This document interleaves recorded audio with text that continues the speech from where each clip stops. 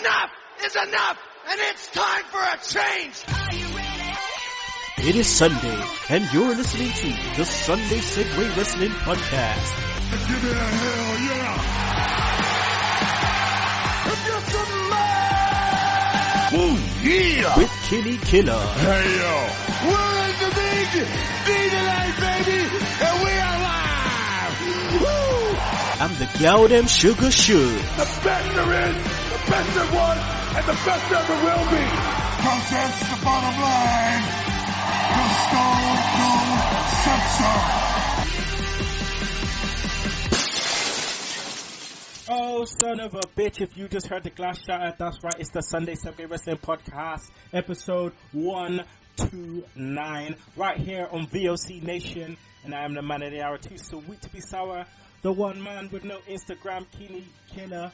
Now today, people, we have a great show for you. We will obviously be talking about Raw, and then we will have Shook Stunners, we will have Segway Time Machine, we will also be talking about Progress Chapter 21, on RIP SmackDown in 60 seconds, and someone will be running the 10 count. Don't worry about that. Now, the two guests on the show today is the return of one of my two favorite segheads. That's right. First off, it's my brother from another mother. That's right. It's Master of the Top Rope album, Mr. Steve Dawson.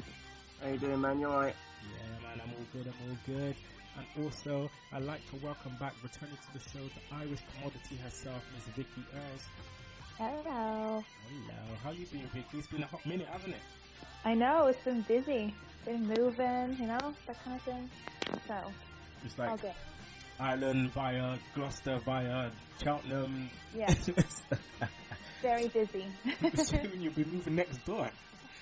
No. I'll be looking out the window like, hi, Vic. You right? I just live in Bristol, so no. Yeah, no. But apart from that, what wrestling you been watching recently? A lot of Progress, a bit of WWE, but a lot of Progress. A lot of Progress. A lot. Well, my man. I have to say so well. Yeah, you have. I love it. It's amazing. You know.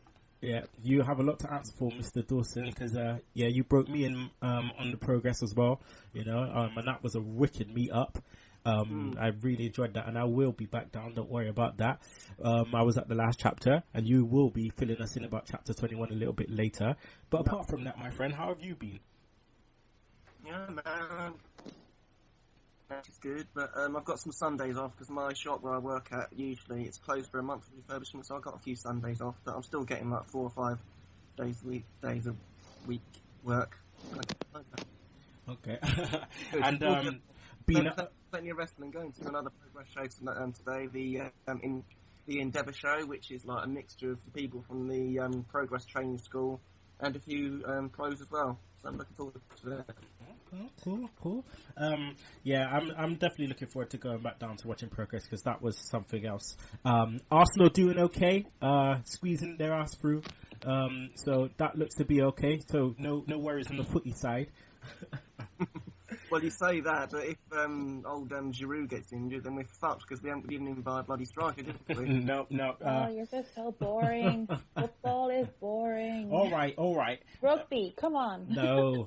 All right, this is a wrestling show. Let's just get on it. All right, Sunday Segue podcast. Make sure you check out our website. That's the Sunday Segue podcast.wix.com/Sunday Segue. Also, follow us on Twitter. That's at Sunday Segue. Segue spelled SEGUE. Like us on Facebook. Subscribe to our YouTube channel where you can see all of our episodes. Also, you can email us at sundaysegue@gmail.com. We're on iTunes. Please rate us on iTunes. We need to know who's listening. We're on Podomatic. We're on Stitcher. And don't forget to download that Double Twist player. Right. Time for the shout-outs. You know how we roll. Segheads out there for all you that have followed us recently. Thank you very much. So I want to give a shout-out to Good Wrestling UK. The Marketect. That's at TM Coverage. That's at NXT Fan Nation. Also Jacob Grundy. That's at JG Pro Wrestling. At Let's Do This. Also, who else we got? We got Dry Bear Mouth. That's at That Dude Detroit. We've got at Filthy Nevs. at Restview UK and Obtuse Angles. That's at Obtuse Angles podcast. And that's it. So sorry if I couldn't fit you all in, but I will fit the rest of you in next week. Vicky, any shout outs? No. Steve? Shout out to Bingus. Bingus. Yeah. I forgot about that boy. Bingus, buddy. How can you forget about Bingus? He hasn't been on the show for so long, man. I'll get him on there, don't worry. Even if I have to get him in a headlock, he'll be on. Don't worry about that, he'll be on. Alright, so let's get into the show. We're going to be talking about Raw. Quickly, want to give a shout out to Max Wrestling. That's our partners in crime. Go to maxwrestling.wix.com/Max Wrestling. Latest issue with our interview with none other than former WCW Cruiserweight Champion Evan Courageous. Also, we want to give a shout out to the Pigeon Patrol, James Belmont, also Michael Rodriguez and Chad B. Rotten Broughton. Roxy, you know who you is. Also, Podcast About Nothing, our brothers from VOC Nation. Attitude of Aggression podcast and Badass Wrestling podcast. You know who you is. That's right, Dave Unger. Yes, Gates. Also, not forgetting Summerall and Steve Reeder. That's right. All right, so Raw. Let's do this. Now, started off. Rollins coming in, doing this long ass promo. It went ages. Good for him. Maybe not so good for our ear, Steve. Now you've had to drag yourself to watch Raw just for this show. How pissed are you? Me too. Well, I wasn't like pissed to see Rollins really, because the Authority have been opening up the show for so fucking long, but this promo, it was decent, but it just went far too long. Mm-hmm. It was, I don't understand why Sting's getting a title shot. He's only had one match, he's lost it, and he's come back, and he's got a title shot. There you go, man. They should be putting him through the ringer. He's saying, we saluted him for so long. There's one title. One thing that pissed me off is the fact that they're in Baltimore, the place where he won his first, what's it called, World Heavyweight title, and no mention of it at all. They just talk about, he's never won the WWE title. Come on, man. He's in the arena where he won his first ever world title, and you don't mention that shit. Vicky, now, like Steve said, we don't know why Sting's got this shot. There hasn't been a good enough reason. But Sting's character has kind of surprised me, because it makes people wonder: is he going to go for the Joker character? Is it going to be old school Sting? Is it going to be Crow Sting? What's your thoughts on the way kind of Sting's being portrayed at the moment, his character?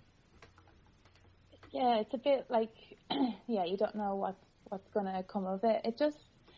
I kind of feel like it's a bit ridiculous. I don't know. I don't like this whole thing. I don't like Sting. I never have liked Sting. I know, don't kill me. I just that's my opinion. I just don't get it.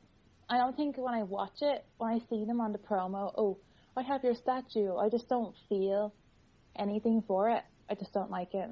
It's just not serious. I mean, the title's not even the main thing. They're talking about a fucking statue. Yeah.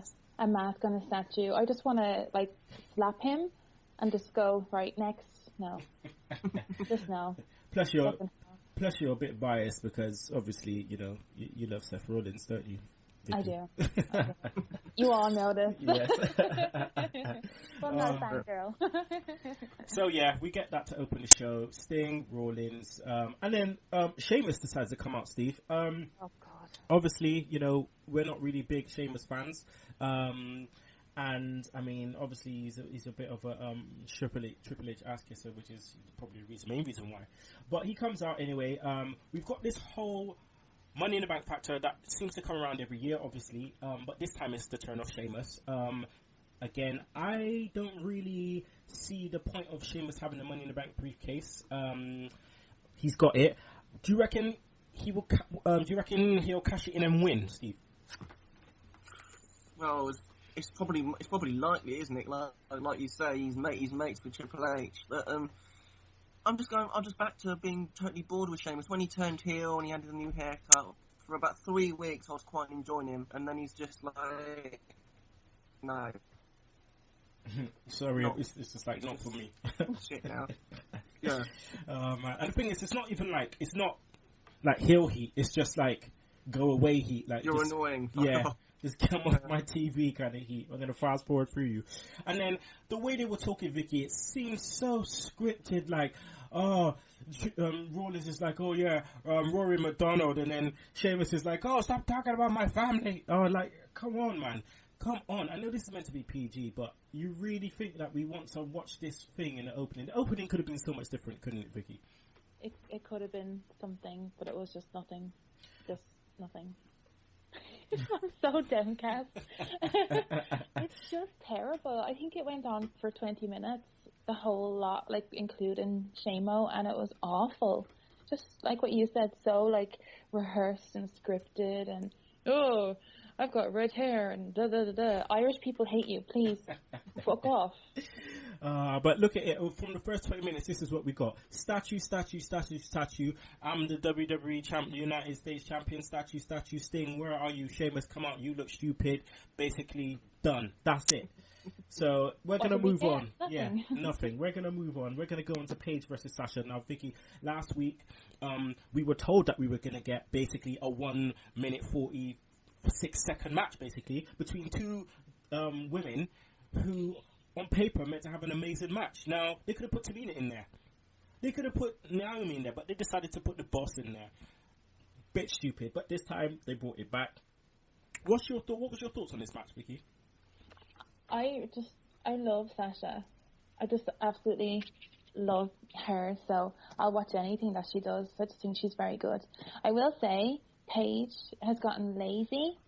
Her moveset is very stale, and it's just not impressive, at all. I mean, you're not the only one to say that. I think I've been saying it for quite a few months, but it just, like, when she was in NXT, she was different, she was quite good, and I loved all that anti-diva stuff, and then this is just, like, bullshit. Just please, stop it. Am I too angry today? No, it's cool, man. It's the realness. I mean, it's weird because it's like she set herself apart from everyone else. I mean, it's now she's kind of like kind of half-heartedly trying to up her look to kind of stay, kind of up there with the divas, if you know what I mean. She's kind of start going into the whole looks thing rather than the in-ring stuff, and it's been a bit weird. It seems a little bit, like you said, like she's been a bit lazy, like she's phoning it in a little bit. I mean, I wouldn't dare say she's phoning it in because I don't think she's doing that. I just think that, obviously she's waited all this time for these women to come up. They're here now, and the angle is just not what it's meant to be. Steve, I just get annoyed with this 3 teams or 3 merry-go-round shit. How are any of these women meant to get over when the focus is on all of these women? Yeah, that's what I was going to say. I don't think Paige is phoning it in. I just think she's totally lost in the shuffle. You've got 9 divas vying for TV time in 3 groups of 3. And if you just look at how NXT did it, first of all is Paige. She started off the division. She was the first champion, and then she moved up. And then they focused on Charlotte, and they built Charlotte up.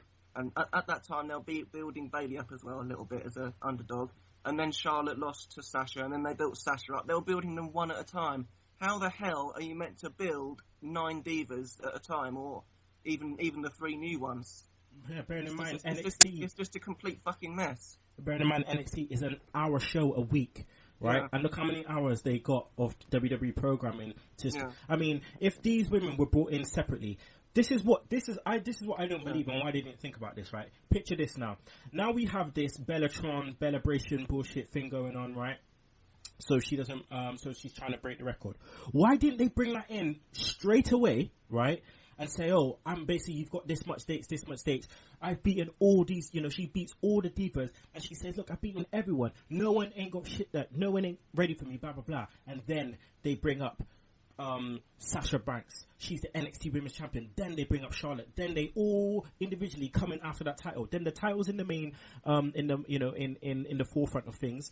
And then you introduce these women individually and not all together in some... Why is Sasha Banks with Tamina and Naomi? What the fuck have they done? Sasha Banks is the boss. She is the NXT champion. She is a cut above them. Why is she aligned with them? I'll tell you something. Imagine you've never seen NXT before and you're watching this storyline. Imagine you've never seen NXT. Tell me something about Charlotte. Tell me something about Becky Lynch. Tell me something about Sasha. You don't know anything about them because they're all fucking mixed in with 6 other people. It's just shocking, man. It's shocking TV. But yeah.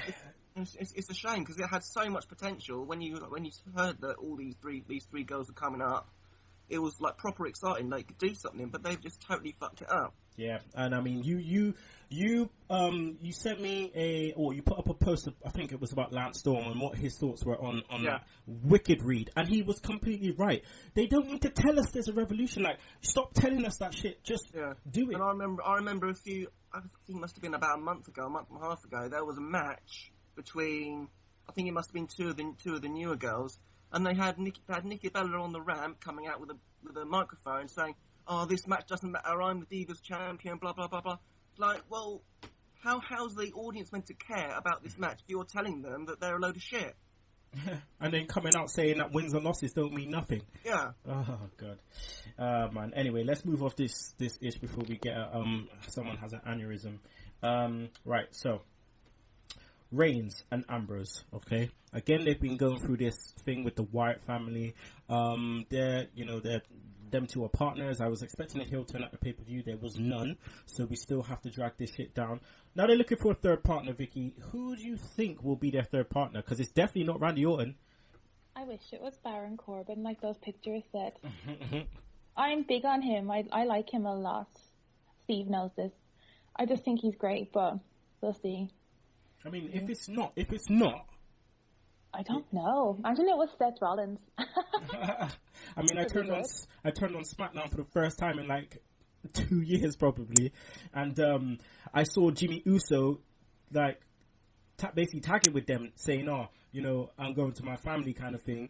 Like, they're actually acknowledging now that Jimmy Uso, like the Uso brother, like the twins, they're Roman Reigns' his family, and Roman Reigns is like, "Oh, I don't really want my family anymore, my family involved in this or whatever." I'm just wondering who they're gonna bring. I mean, could they bring in Samoa Joe? Could they bring in someone like that? It'll be Eric Rowan, won't it? Let's face it. I hope it's not. Oh, that's shit. That is just... I can just imagine everyone getting excited about Baron Corbin, and here comes fucking Eric Rowan with his shitty music. Oh, dun, dun, dun, I forgot about that music. Oh, Christ. Oh, man. Like, when someone comes back, or you bring in someone of note, right, the roof is meant to go off. It's going to be silence. Like, it's going to be silence. Oh, man. Right, so we're saying it's going to be Eric Rowan, and... I don't know. What do you think? Another thing with Baron Corbin, if in NXT he's known as the Lone Wolf, so why would the Lone Wolf make his debut in a tag team match? That doesn't really make much sense. He's more likely to go with the Wyatts than bloody. Yeah. I love him though. He's great. That's cool. You can love him. You can love him. It's all good. I know.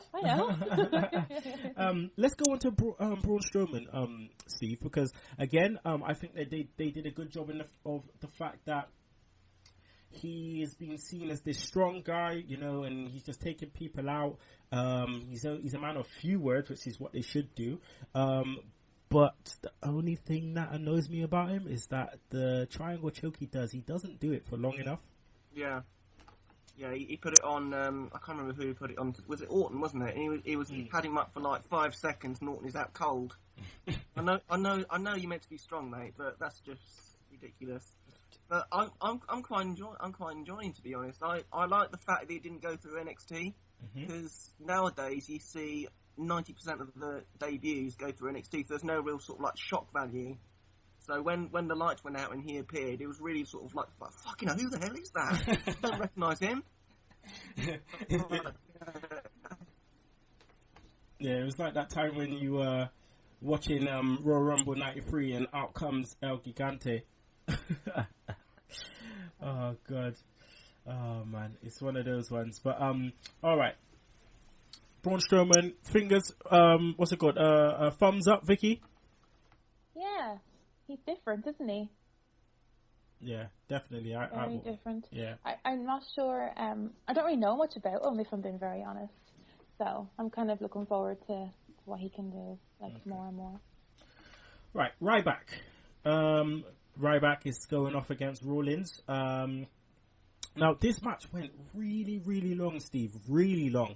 Was you impressed by Ryback? Because it's been a while since he's got an opportunity like this. Yeah, I mean, I thought it was a decent match, but I'm just bit sort of miffed about how. Do you remember a few years ago when they advertised a champion versus champion match, and it was a big fucking deal? Mm-hmm. Now they seem to have one every 6 weeks. It's just like, how are we meant to care about this huge match if you do it so often? But yeah, I mean, Ryback, I actually really like him since he's come back into the company after being fired at Survivor Series. I've really enjoyed him, and he's getting better at the long matches, and yeah, I'm really enjoying him at the moment. Mm-hmm. His in-ring work has definitely improved. I don't know about the IC title being on him. I still think the IC title should be on a heel for a long time to build that title up and make it something. I mean, John Cena's doing a really good job with the US. He did a really good job with the US title. So yeah, I think the IC title kind of needs to come off him. But Ryback's done good. He's done really well. So he's getting back to the overness where he was when he was like going for the WWE title as well. Because working with Punk and being destroyed by Punk totally destroyed him, didn't it? Yeah. He had to like work his way back up, and now he's finally starting to get back to where he was. But do you kind of think in a way, like, because obviously Daniel Bryan is his friend, he really builds him up. That's got to help as well. Oh yeah, that promo a few weeks ago. Yeah. He's done it for a while, even on like Twitter and stuff like that. Like little things like that do help a bit. But he has gotten better, like definitely. He's definitely got a good work ethic. You can tell that this business means a lot to him, and you know he wants to get as far as he can get. And the only thing that did annoy me earlier is before the match, the promo. It sounded like he was reading something right off his hand right there and then. It just sounded it sounded so like super I laughed scripted. at that. I thought he was on something. I was like, what is he on? It was like he was drunk. It was like he was drunk. Like, I just didn't get what was going on. It was like it's like Vince McMahon just like, I forgot to write you something. Here you go. And just wrote it for him and just handed it to him right there. And he's just like, shell shock. Bum, bum, bam. And I was just like, dude, what are you doing? Renee looked startled as well. I was like... It was very like, that's why I thought he was on something, because it was like off the wall. What the hell? But it was funny, I guess, kind of. Now, in this match, there was a distraction finish. I'm getting sick and tired, Steve, of the distraction finishes that we seem to get every single Raw.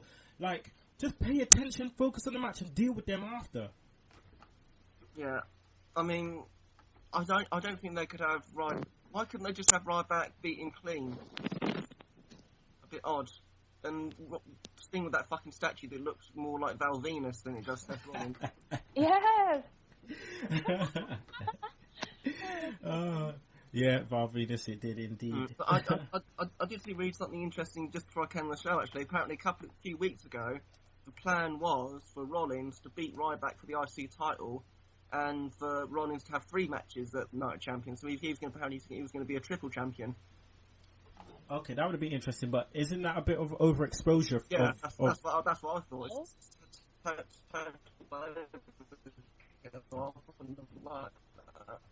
It just reminds me of NWO. Like, you just have everything and it's just too much. And instead of like the titles being spread out for a whole group, it's just one person having all the belts. I'm okay with that. I know you're okay with that. You'll be sitting there with your Seth Rollins t-shirt and your popcorners, watching every single match. Like, come on, Seth. I'm just like, fuck you, bitches. Come on. Right. Now let's talk it funny. Right. Backstage segment. The New Day. These guys, Vicky, are just like, I swear down, I enjoy everything that they're doing right now. They've transformed themselves so much, and you can see that they spend so much time with each other. They ride with each other. Like, literally everything is just so, it's non-scripted. They're just rolling with it. It's so great. I love it. Like, literally in hysterics every single time. That stupid, what was it, Steve? A trombone? Whatever. Not a trumpet, like you said. Get your musical. Whatever. Potato. Shut your face. Whatever. I just love it. Love them. They just crack me up. Xavier Woods is so annoying, but it's so funny. And it's like, if he wasn't there, I kind of wonder, you know? Very, very good. it's just the way they were teasing, or it's the way they were teasing Rollins, and it's like, oh my god, I was waiting for them to go, everyone's a new day. Like, I love that. But it was just the way like they were talking, and then Edge and Christian come in. I know the way Edge and Christian the way Edge went on Rollins, that was great, because they don't often go back and forth with past stuff. So the way Edge was like, look, I'm just going to fuck you up right here, right now for what you did to me, basically. Rollins was like, oh, I've had enough of this. And then the whole kazoo, like, trumpet off, like, that was so good. And then it was Kofi's reaction when 3D came, right? Kofi was just like, oh, okay, okay. I just love it. I think that is New Day thing. I think he's just... Say that again, sorry, Steve, you started breaking up. How long have we been saying that Kofi needed something new? On this show? It's been like virtually since the start. We've been ragging Kofi as a face, and he's just turned, and it's the best thing that's fucking ever happened to him. He is absolute gold. The way he claps when he skips down to the ring, fucking time. Oh, I love it. And Big E. I think like the best part is Big E is always gyrating. Always gyrating. It's just like, your shorts are short enough. We don't need to see it that short, and you're showing us your movements, please. So fine. Oh yeah, those hips don't lie. Oh god. All right. Now we're gonna have to go on to some more shit. This Rusev shit, Steve. I don't know what I just don't know anymore. I just fast forward through every single thing. Like, Rusev is not meant to be doing this shit. Like, it's getting me vexed. He is meant to be a Bulgarian brute. Like, and plus, Ziggler is a dick. They're basically making him a heel. That don't make any sense. He teethed your girl. That's heel shit. And plus, I don't get the sort of cheesy video soap opera storyline recaps they're doing with, like, I think there was 2 of them on Raw, wasn't it? With that voiceover guy, Summer Rae went into Dolph's locker room. But what was going to happen next? But yeah, my main note against this segment was just 4 words: what a fucking mess. That just sums it up completely. I just don't know what the fuck they're doing. Like Summer Rae, I don't understand.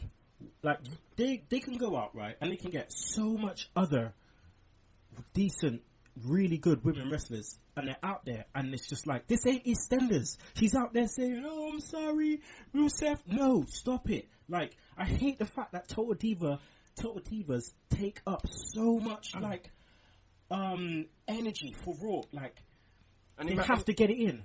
And it makes Rusev look like a little bitch as well, because he knows that Summer's actually, like, been snogging Dolph Ziggler, and he's like, oh, I forgive you. Like, she's been pining after him, saying, oh, you know, the water glistening up. Like, come on, dude. No, your woman's not meant to be saying that shit. Talking about the glistening off his body and stuff. Come on, man. Like, stop. I just don't like when it, like, they're trying to portray some real life story, but it's just not real. Like, just don't do that. Like, it's not realistic enough. And then Ziggler, he needs to leave, man.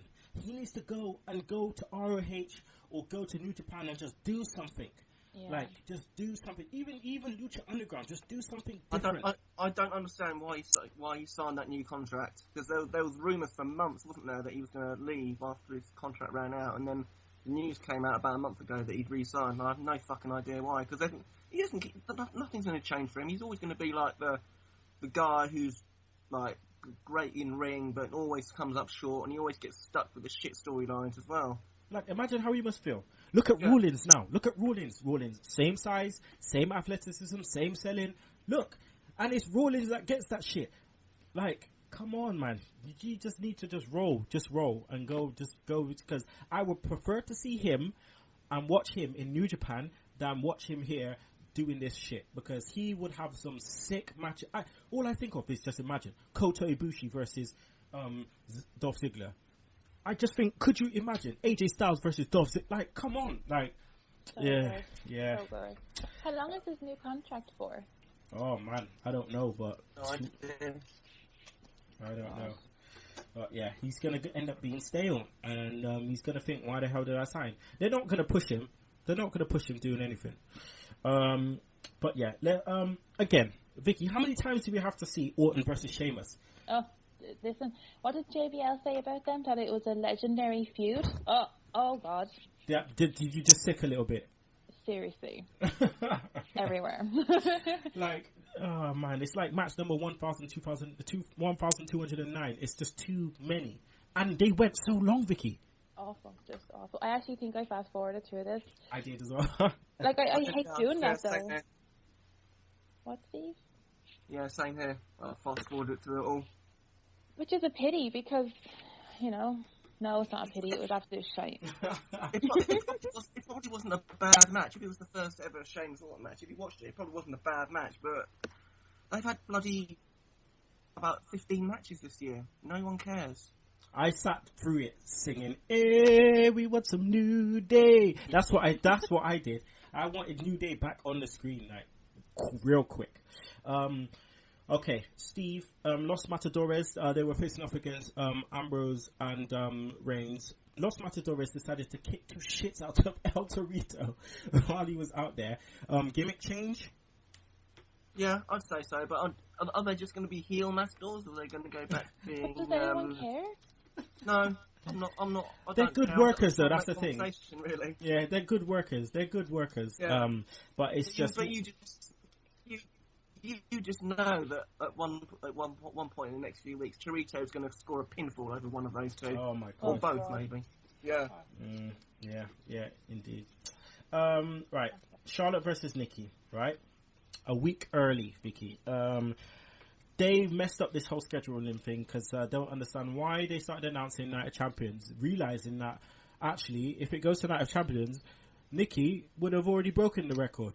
It's just shit booking by WWE. I don't understand it, but the match is going to be put forward a bit early. Do you reckon Charlotte will take it down? I don't know, and I don't know if I want her to. Not in a negative. I don't know. It's just weird. Is it a bit too soon, do you reckon? I think it could be a bit too soon. I think they still need to, like what you said about working on building them.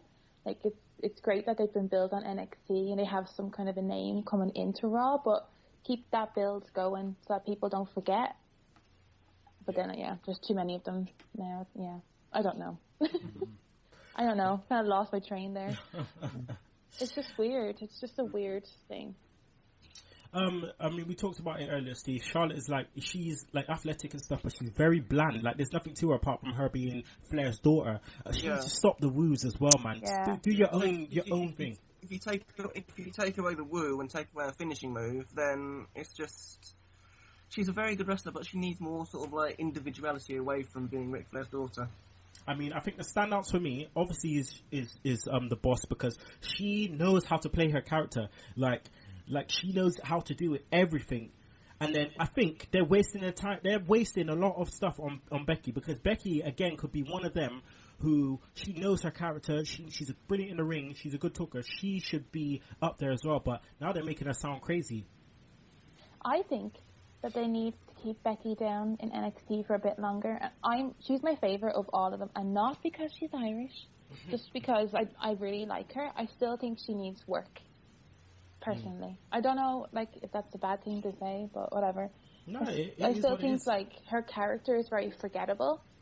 Yeah. And with Raw, the big audience, big crowds, all that kind of stuff, it does get lost. It's because she gets lost in the shuffle. Yeah. Imagine her entrance in NXT. Imagine if that was her entrance now, but it's too busy making Right, I tell you what is overexposure right now is every time these girls come out for a single match, all three of them fucking come out. Yeah. You're right. I hate that. Like, why are all three of you there? Have we even heard Becky Lynch's music on Raw yet? Have we even heard Charlotte apart from when they debuted? No, we've heard it, and the crowd love it. That's the thing as well. I love that theme song. Yeah, I like it too. It might actually be. I remember NXT, during Becky Lynch's matches, the crowd just randomly start singing Becky's music. Yeah. Start jumping around. Yeah. Right. Oh man. It's just. Drab. It's too scripted for its own good. There's no natural fluidity to the whole divas revolution type of thing. And how can you have a revolution over 7 weeks, 8 weeks? Please.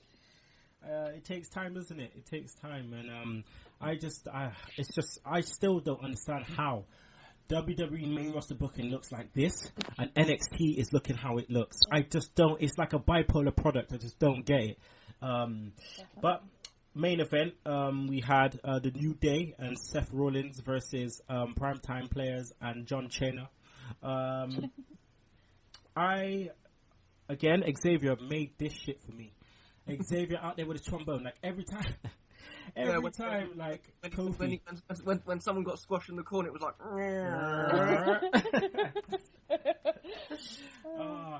Him being the mouthpiece outside is great too. It's just great. I just love the way he just runs people down. He's just like, you see that? Kofi is the best. He's the best all-around athlete. Vicky, he's so big. Look at his arms. Yeah, I love it. I just love it. And I think there's like a point in the ring where he had the trombone going, and then Kofi starts gyrating, and Xavier did it to the way he was kind of moving. I just couldn't stop laughing. I literally was like in knots. It was so funny. They're so over. I mean, they are so over. And the fact that, again, what I liked is when Big E got John Cena in the headlock, and he's like stamping his feet, going, "You, they rocks." How times have changed on this podcast. Remember when New Day first came around? Oh, God. We were going in. Suggs was using this. First month or so when Suggs was using the See You Next Tuesday. Suggs was using the See You Next Tuesday on Xavier. Like, all kinds of shit was going down. Like, But that's good, though. That just shows how hard they've worked to get everyone flipped around on them. You know what I mean? That's why I'm waiting for Suggs to get back on there, so we're like, in your face, you bitch. Okay. Yeah, that's a bit much, Vic. Shit. I know, Don't let Suggs hear you say that. Kill Vicky. Yeah, Vicky. Oh man. All right. So the match was what it was, Steve. PTP. I mean, obviously, I love how what's his face, Titus. How, he gets a hot tag and he just does his thing. Yeah, that's what I said in my notes. It's nice because normally in these matches, it's normally like a member of one of the tag teams that gets the beat down and they make the hot tag to Cena. This time it was the other way around. Cena got his ass handed to him for a good 10 minutes. And then tagged in Titus. I really like Titus. I really do. I think if they split up PTP anytime soon, I reckon he should go on a little singles run, maybe in a US title hunt or something. Because I think he's brilliant. But the only thing I think holding him back is, sad to say, his age. I think he's late 30s or something. Something like that, I think. But I mean, they're bigging him up a lot to do with his father. I don't think they'll go. I don't think they'll go on a singles run with him for that reason. But I'd like to see it. He's really entertaining. I love for commentary. I would love to see him take a bit out of Orton's book and when you know how Orton before he's going to do the RKO and he just revs up the fans before he turns around and does that thing. I think Titus needs to do that just before he does the he does the throw and then he just goes to the crowd. What? Come on, you want it? And he just lifts them up and then he goes and all the fans do it. That would be sick. But they took it down and then Sting. This bit at the end, Sting comes out talking with the trash, the trash, what's it called, the garbage truck, whatever, talking about the statue's garbage, and come on, it's just shit. What kind of an ending is that? You're feuding over a title, not a bloody statue. Oh man, it would have been so much better if obviously, I don't want to hot potato the title and say, oh yeah, Sting steals the title or something, but it would have been sick if you looked up in the sky and Sting was in the rafters, just something like that, Yeah. Just something different. But we end the show with Sting basically throwing the statue into the garbage truck and just going off in the on the truck saying "See you at Night of Champions" and doing the Joker thing, and it's just oh, this is shit. And then Rollins is having a little paddy in the ring, jumping on the table, holding up his titles. It was just so dead. And then we went to see Edge and Christian. So yeah, it was what it was. So let's get a Raw rating, please, Vicky. 5. 5. That was straight to 5. 5 out of 10. Steve. Yeah, I'm going 5 as well. Some good stuff, some shit stuff. Yeah, a lot of fast forwarding. Yeah, indeed.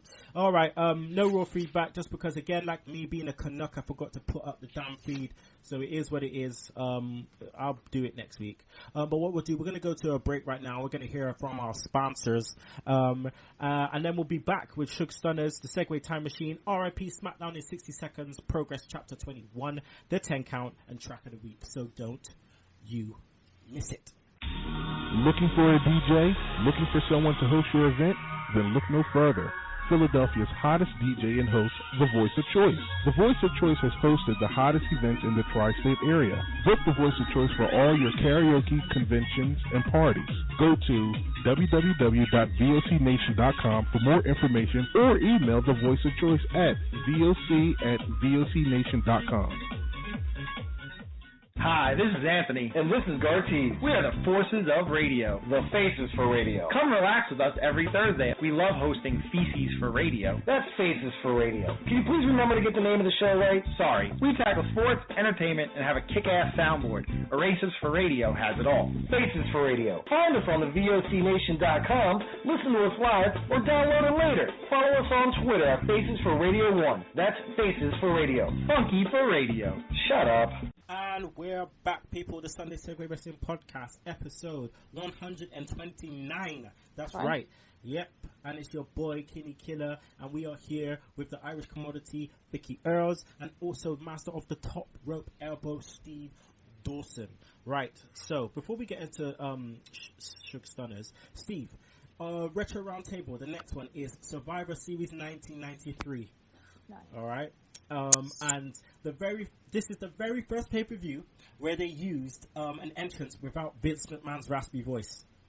Oh no! I used to love his little intros in the old pay-per-views. Mm-hmm. I don't know if you remember, but this is the one with the entrance where they had the Survivor Series logo on this ball going through a track with a train noise while it's going around the track, and then it just like bursts through the screen, and then Vince starts talking. This is also the pay-per-view where Monsoon and Heenan start having their little tit for tat, and it started to be the end of Heenan before he goes off to WCW. Yeah, I mean, I don't think I've ever seen Survivor Series 93. Are you serious? You need to see that. Yeah, because back in those days, I only really bought videos of the events, and I didn't get all of them. And I watched WrestleMania 10, and I've seen SummerSlam, I've seen Rumble 94. I don't think I've ever seen Survivor Series 93. You see it, man. You see X-Pac, Sean Waltman, 1, 2, 3 kid in his element. Oh, God. This is when he's just he's new. Yeah, he's new to it. Razor's just turned face. He's the IC champ. This is when they build it. What was the main event of Survivor 93? Oh, God. It was Lex Luger's team. Like the American something, I can't remember. And Undertaker was in there with him. What? Yeah, it was called The Americans, and it was like him, the Steiner brothers, and the Undertaker versus Yokozuna, Crush. Oh my God, Yokozuna, Crush, and someone else I can't remember. But yeah, it's just it was a shit pay-per-view, to be honest. But yeah, we're reviewing that next. It's going to be a laugh. We'll have Nick Summerall from Badass Wrestling Podcast on the show, so it'll be great there. So right, it's time for Shug Stunners. So Jobber of the week. Oh God. Who does Jobber of the week have to go to? I think Jobber of the week has to go to Los Matadores. Got jobbed out. You got it wasn't Los Matadores against Reigns and Dudley thing. It was the Dudleys. Sorry, yeah, it was the Dudleys. Sorry, so they got jobbed out. They jobbed out to the Dudleys, and they decided to slap around El Torito and still got dealt with after. So yeah, jobbers of the week is the Los Matadores. Move of the week. The trombone. Oh yeah. Yeah, I think that has to be it. Move of the week has to be the trombone by Xavier Woods. Again, Xavier Woods got move of the week last week for using straighteners on his hair, and this week, yeah, he gets the trombone. So wrestler of the week. Wrestler of the week. Wrestler of the week. How would you stop? Just pick Seth. Come on. No, there was too much Seth on the show. There was too much Seth on the show. Too much Seth on the show. All right. I think wrestlers of the week have to be New Day. It just has to be. All right, back. Has to be. No, New Day.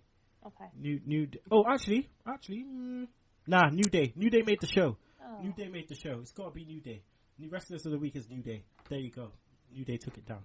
All right. Segue time machine. Let's see what happened in the world of professional wrestling on September the 13th. Right. So we had pay-per-view in 1998 for WCW Fall Brawl.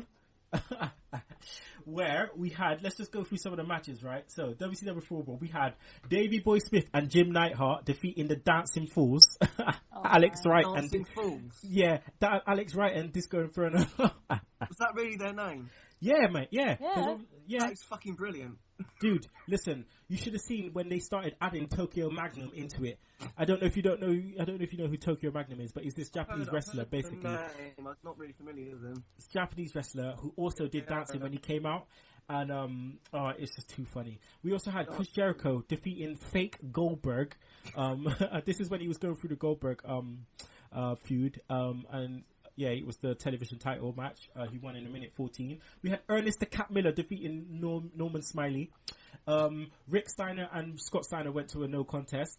We had Juventud Guerrera, the Cruiserweight champion, versus Silver King, who we took that down. Perry Saturn defeating Raven. This is when we went through the whole thing where Raven was leaving the flock. Sorry, Saturn was leaving the flock.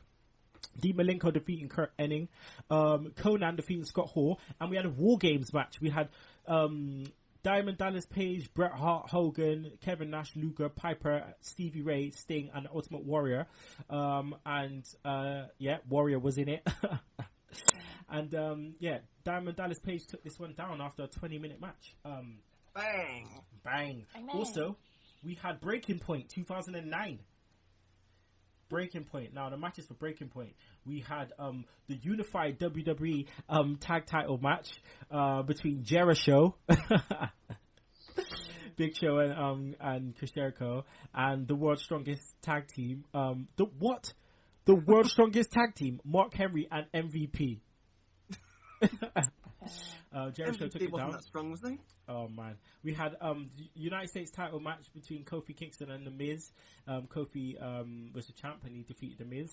We had a submissions count anywhere submissions count anywhere in Montreal match, right? Legacy versus DX. Match. Yeah, Legacy took it down. We also had a Singapore Kane match. Kane against Great Khali. Oh man, that would put some butts in the seats. Oh man, we also had ECW title match, Christian defeating William Regal. We had an I Quit match for the WWE title. Randy Orton was the champ against John Cena, and John Cena took it down because Cena don't lose I Quit matches. And I think this was the one where he got the chain. I think he got the handcuff.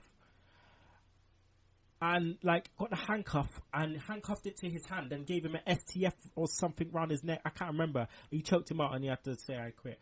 But that one was horrible. And then we had a submission match for the World Heavyweight title, CM Punk versus The Undertaker. CM Punk actually took it down. I don't know how. Wasn't it a Montreal Screwjobs thing? I think it may have been. Memories of. I think it might have been Stephanie that came down and did the Montreal Screwjob. It may have been, but yeah, that was that. We also had a Monday Nitro and a Raw going back and back. Raw, with the Raw main event being let's have a look here, being Triple H facing Austin for the WWE title. That did a 5.95 rating, right? Nitro, on the other hand, their main event in '99 was Luger and Sting defeating Bret Hart and Hogan. That did a 3.3 rating. Ouch. Yeah, exactly. So right. the wheels were coming off then. That's the Segue time machine, right? So what we're going to do now is we're going to go RIP SmackDown in 60 seconds, where Your man, master of the top rope elbow, Steve Dawson, will be talking about Progress, Chapter 21. Steve, my friend, you have 5 to 10 minutes. I'm going to give the floor to you. Do your thing. This is Progress. Clap, clap, clap, clap, clap. If you don't know about Progress, then where the hell have you been, quite frankly? Last week was the Chapter 21 called We Don't Like to Use the Sit-Down Gun, which is apparently from an Australian weird soap opera thing. They always, for each chapter, they always use weird quotes from somewhere. Like the next chapter is called Trust, Encouragement, Reward, Loyalty, Satisfaction, which is a quote from The Office, which is a bit odd. But yeah, it's Progress is just fucking brilliant. It's unlike other promotions in the UK, because it mainly focuses on British talent. I mean, you get some promotions in the UK that have 4 or 5 imports per show. I think in 21 chapters, Progress will probably count on 2 hands the amount of times that Progress has used an import. But anyway, the main start of the show, they started off with The Origin, which is a tag team featuring Nathan Cruz and El Ligero. Now, the Origin is basically a stable that was created. They came in as the team called the Faceless, and they wore masks for V Vendetta masks. But then they kicked out a couple of members. And the Origin is basically wrestlers that have been with Progress since the start, and they feel they've been underappreciated. And Nathan Cruz and El Ligero have been there. They both wrestled in Chapter 1, and they're the Origin. And they're against the London Riots, who, they're one of the main tag teams in Progress. They've been there since Chapter 2. And this match was a decent opener. Started off, lot of brawling. El Ligero got a power bomb into the first 3 rows, which was fucking brutal. Yeah. But, the match went solid opener. The first half was a bit sort of slow, a bit picked up, and the Origin got the win when Zach Gibson came down and handed the Origin a fork, which is his weapon of choice. So now it looks like Zach Gibson, who also wrestled at Chapter 1, is a member of the Origin. So I'm looking forward to seeing what happens there. Because Zach Gibson isn't really one of my favourites, to be honest. He's a good wrestler, but he's just very, very bland. Most of the heel heat he gets, it comes from him being a Liverpool fan. He comes out to a version of "You'll Never Walk Alone," and we all and the whole crowd just gives him shit if Liverpool lose. Like a couple of shows ago, he did a show. A couple of chapters ago, he really Liverpool lost 6-1 to Stoke, and so we just gave him so much shit.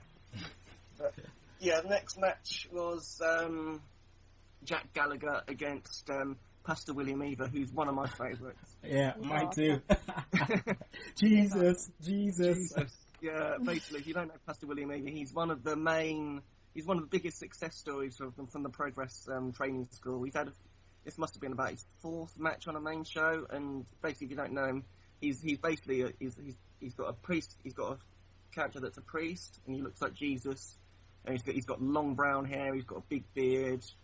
And plenty of Jesus-related chants, and he's just brilliant. And also, during this match, he unveiled what is one of the best wrestling T-shirts I've ever seen. He took off his priest robe and revealed the shirt. It's a parody of the Best in the World CM Punk shirt from, was it 2012? Something like that. And so, its hand on it isn't clutching a lightning bolt. It's clutching a cross. And on the back, it doesn't say best in the world, it says blessed in the world. Fucking brilliant. There was a huge pop for that, and it's a shirt that I've ordered, so I'm going to be getting that soon. I actually ordered it. I'll order the medium, and it was too small, so Bingers is going to buy that off me, and I'm going to get a large. But yeah, that match, this Gallagher versus Eva match, really, really solid match. Gallagher is brilliant. Someone I'd love to see more of. I think he normally wrestles more up north, but he's so technically sound. And he took this one down. Eva went for his clothesline from heaven finisher. Gallagher rolled through into a Boston Crab, and Eva tapped out. Next up, we had Zach Gibson, who we saw earlier, against Eddie Dennis. This was a fun match. A lot of Gibson taunting. But Zach Gibson took this down with help from Nathan Cruz. So it looks like Gibson's in the Origin. And then we were just about to go. This is my highlight of the show. We were just about to go to the interval. Jim Smallman, the ring announcer, was in the ring. We were just about to go to the interval when Jimmy Havoc turned up. Now, if you don't know about Jimmy Havoc, basically he's just come off a 2-year reign of terror as the Progress champion. As one of the best heels ever. Yes. So good. Oh my God, I can't. It's difficult to put into words what Jimmy Havoc is about if you haven't seen him do his stuff. But yeah, last show he lost his title to Will Ospreay, and before this show they put out an invitation on Facebook saying, Jimmy, if you want to turn up, we've got a match for you, but you need to answer us by this deadline. And then they put another message saying, right, the deadline hasn't been met, Jimmy Havoc, you're not coming back. But he did come back, so out comes Jimmy Havoc with Paul Robinson and the Omega, who are two like stable mates. And basically Jimmy says, I want my fucking ring match. And Jim says, basically, you can't do that. You have to win a number one contenders match against Paul Robinson. And so, first of all, Robbo tries lying down for Jimmy. And then Jim gets on the mic and says, no, if either of you lie down for the other one, then you're both fired. Oh, and by the way, it's no disqualification as well. And so Omega doesn't want anything to do with this. If Havoc's trying to get him to nail Robinson's trying to get him to nail Havoc. Omega walks out of the whole thing, and then they proceed to have the most fucking brutal hardcore match I've ever fucking seen. 2 minutes in, Havoc gives Robinson a pile driver through a table from the apron. Jeez. 2 minutes in for a 2 count. And then they use chairs, they use tables, they use Singapore canes, they use light tubes. Yeah. Something I've never fucking seen in a hardcore in this country. And it's just the most fucking brutal, bloody match. And as the match goes on, bear in mind Jimmy's been the biggest heel in the country for the last 3 years. The fans just sort of start cheering for Havoc, and Robbo's playing the heel. Robbo wins the match by a curb stomp through the light tubes. Yeah, fucking brutal. So Robbo is now the number one contender, it seems. It looks like it's going to be Robbo versus Havoc. No, Robbo versus Ospreay, the next chapter. Well, that hasn't been confirmed yet. That'll be interesting. Is Robbo the small one? Yeah, the small bald one. He's little. Yeah. So at the end of the match, we got fucking brilliant standing ovation from everyone. For Havoc, is he face now or what? But it was one of my favourite moments of Progress. If you can, go buy the on-demand stuff for $1.99 and watch it. Next up, we had Chris Travis against Marty Scurll. Travis's first match back at Progress, I should say, after beating stomach cancer. And this match was just brilliant. Travis hasn't lost. Travis won roll up, and after the match we had Marty Scurll turning heel, kicked Travis in his scar where he had the operation and locking in the chicken wing. So that's a heel turn for Scurll, which I think is long overdue because he's been calling himself a villain for the last year, but he's still been sort of like a face. So now hopefully this will solidify him as a heel. And then we had the Sumerian Death Squad against a mystery team. It was an open challenge, and who should turn up but Roderick Strong and Adam Cole, baby. Oh, nice. Nice. Yeah, when Roderick Strong's music hit, I pretty much wet myself with excitement. It was brilliant. Yeah, proper tenor lady moment, let's say. You can get them from men now. Tenor man. Yeah, but those two came out and the place just became unglued. It was mental, and these two just had a brilliant match. But it was such a surprise because, like I say, Progress don't do imports very often. And yeah, Sumerian Death Squad took it down, and the two challengers left a chance to please come back. And onto the main event, we had the champion Will Ospreay, his first defence against Mark Haskins. Haskins won the Thunder Bastard match last month, which enabled him to a title shot. I was there. Kinny was there. Yeah, and then after the Thunderbuster match, he came out and just said, right, I'm challenging the champion for the next show. So this was the match, and they just had a brilliant match. Their styles meshed completely. It was Will Ospreay's high-flying acrobatics against Haskins' like technical ability, and it was just bloody brilliant. We had inverted 450s, we had shooting star pressed to the outside, but Ospreay took it down with his 630 splash, and that just capped off an absolutely brilliant show. Nice. Yeah. Next day I went on and got my tickets for the next show, 22nd of October. Wicked. Lovely stuff. All right, well, there you go. Thanks, Steve, for that recap on Progress Chapter 21.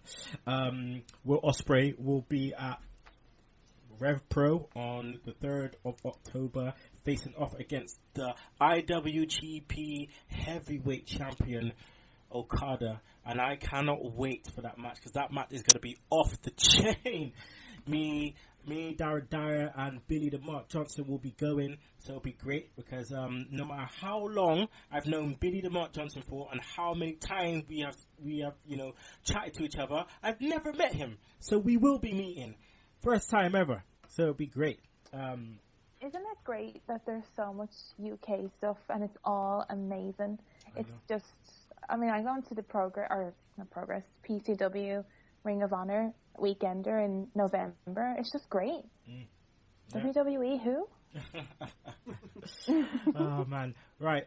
So right about now we're gonna go to the 10 count, which is our game. You know it. You love to love it. That's right, the 10 count, where you have 10 seconds to give as many answers as possible to your chosen category. Now, top of the leaderboard is 8. Okay, 8 in 10 seconds. Steve has 7. And we do have a 0. I can't remember who got 0. I really can't remember. But we do have a 0. So go onto the website and check that out. Leaderboard's up there. So it's the turn of Vicky. Vicky, are you ready for the 10 count? No. All right, well, you better get ready. You got 10 seconds. So choose category A, B, or C, please. Oh, lads, I'm too old for this. C. C?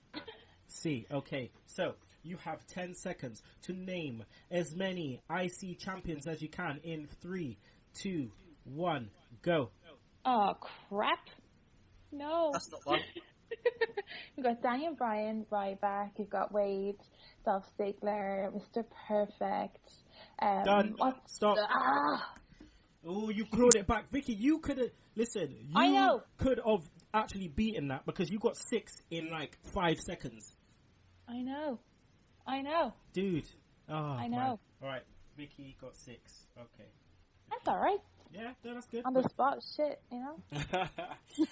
And that is the end of the show, people. Oh, my God. It's been a great show. I want to thank Steve, Master of the Top Rope Elbow. Thank you for coming on. I know you're free for the next couple of weeks, so that would be great. Hopefully I can get you on again. Let the people know where they can find you on the Twitter. On the Twitter, Top Rope Elbow. There you go. Easy as that. Also want to thank my Irish cousin. That's right. It is the Irish commodity yourself, Vicky Earls. Please let them know where they can find you on the Twitter. The Irish commodity. There you go. I've had a part in that name. What?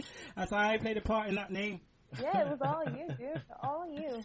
Oh, man. So next week we should have... who's on next week? We should have The Butcher 69, David Gillam, on the show. Also, we will have a debut. I will not say who, but you will know who it is in the coming weeks. So we will have a debut on the show, so don't miss that. I think also next week's show may be when is Night of Champions? Is it next week? Yeah. Yeah, well, it will be the preview show, the prediction show. So please don't miss that. Now, track of the week is by the Nasty Boys, but the WCW theme, where they're actually spitting bars on it. That's right, they're spitting bars on it. Yeah, we're the boys, and if you don't like that, you can choke on that slap nut. Woo! Time for nasty sensation! Get ready for Pity City! We're the Nasty Boys, we got a bad reputation. When you see the nasty coming, better change your direction. Everybody talks, but we know talk is cheap. If you mess with the boys, we'll rearrange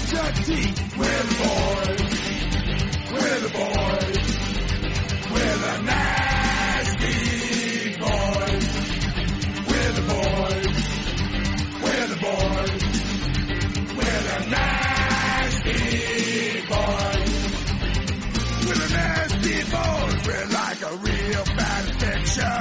If you're having trouble and you need our protection, don't call 911, cause they'll be too late. For the nasty boys and